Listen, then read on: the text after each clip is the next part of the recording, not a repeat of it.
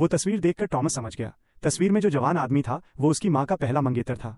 दादी ने धीरे से बताया, दूसरे विश्व युद्ध के दौरान वो लड़का जर्मन सेना के खिलाफ लड़ते हुए शहीद हो गया था। मरने से पहले उसने टॉमस के पिता से कहा था कि वो उसकी मंगेतर यानी तुम्हारी माँ का ख्याल रखे। इसी वादे की वजह से उसके माता पिता ने शादी की थी, ना कि प्यार से, बल्कि एक जिम्मेदारी निभाने के लिए। अब टॉमस को धीरे धीरे सब समझ आने लगा। शायद यही कारण था कि पिता ने परिवार को छोड़ दिया, क्योंकि वो कभी सच में खुश नहीं थे। लेकिन उसके पास कोई ठोस सबूत नहीं था।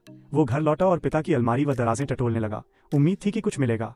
हालांकि बाहर से उसके पिता सबकी नजरों में एक आदर्श इंसान थे, पर उसके दिल की गहराइयों में एक शक उठ रहा था।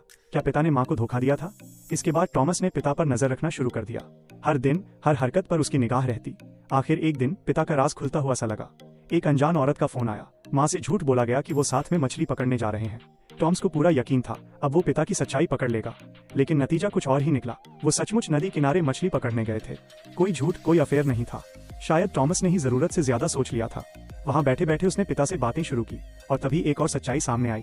पिता ने बताया कि वो दर्जी का काम करते हैं, दूसरों के कपड़े काटते सिलते हैं, लेकिन वो इस काम को पसंद नहीं करते। बस इससे थोड़ा पैसा मिल जाता है, पिता ने थके हुए लहजे में कहा। टॉमस अब समझ गया, उसका पिता ना अपनी शादी से खुश था, ना अपने काम से। वो बस जिंदगी ढो रहा था, मुस्कुराहटों के पीछे एक अधूरी कहानी छिपाए। और इतने सालों में टॉमस ने ये कभी महसूस ही नहीं किया था। हालांकि उसने पूरी कोशिश की, पर पिता के अफेयर का कोई सबूत नहीं मिला। धीरे धीरे उसे शक होने लगा कि शायद उसने सब गलत समझा था।